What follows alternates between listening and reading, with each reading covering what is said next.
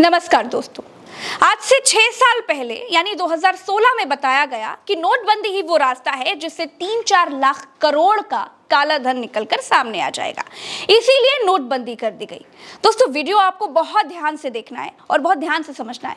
तमाम लोग आपको बहुत कुछ बता रहे हैं, जिसको जो समझ में आ रहा है वो आपको दिखा रहे हैं, लेकिन 2000 के नोट असल में सरकार ने बंद क्यों कर दिए, इसके पीछे की जो असली वजह है वो मैं आपको इस वीडियो में बताने जा रही हूँ। थोड़ा धीरज रखकर वीडियो देखिएगा। अगर आपके पास अभी समय नहीं है तो कोई बात नहीं, वीडियो को सेव करिएगा और रात में आराम से देखिएगा, जल्दबाजी में नहीं देखना। तो कहानी शुरू होती है 2014 से, जब रामदेव काले धन के लिए आंदोलन कर रहे थे।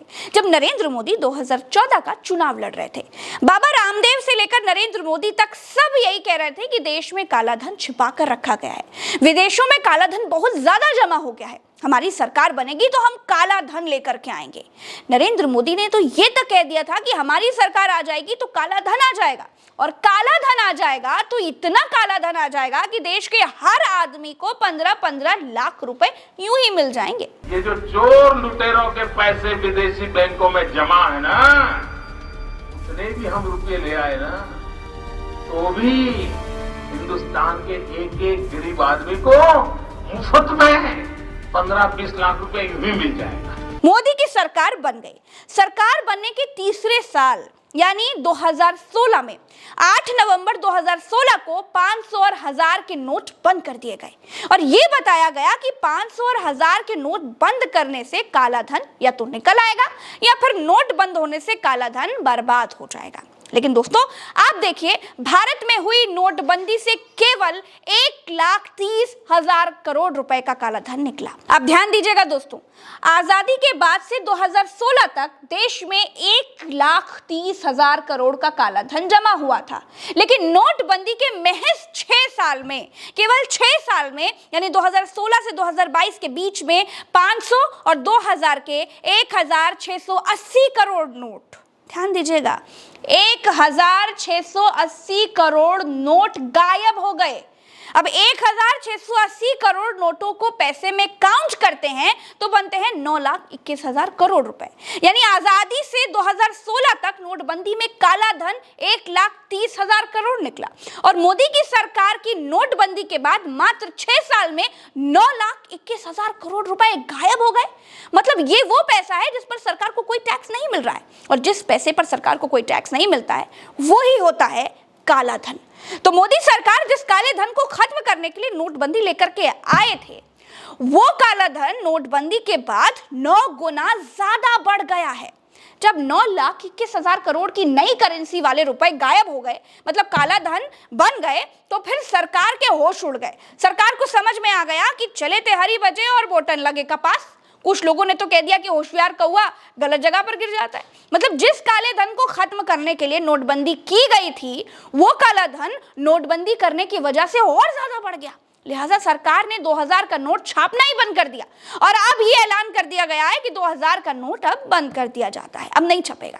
नरेंद्र मोदी ने पिछली बार की नोटबंदी टीवी पर आकर के रात 8 बजे की थी, लेकिन 2000 का नोट बंद करने का ऐलान टीवी पर आकर के नहीं किया। सोचो क्यों?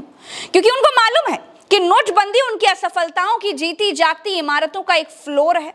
नोटबंदी की गलती का एहसास मोदी को नोटबंदी के बाद हो गया था, इसीलिए तब ये बात कही थी। भाइयों बहनों, मैंने सिर्फ देश से 50 दिन मांगे हैं, 50 दिन। 30 दिसंबर तक मुझे मौका दीजिए मेरे भाई। अगर 30 दिसंबर के बाद कोई मेरी कमी रह जाए, कोई मेरी गलती निकल जाए, कोई मेरा गलत इरादा निकल जाए, आप जिस चौराहे में मुझे खड़ा करेंगे, मैं खड़ा होकर के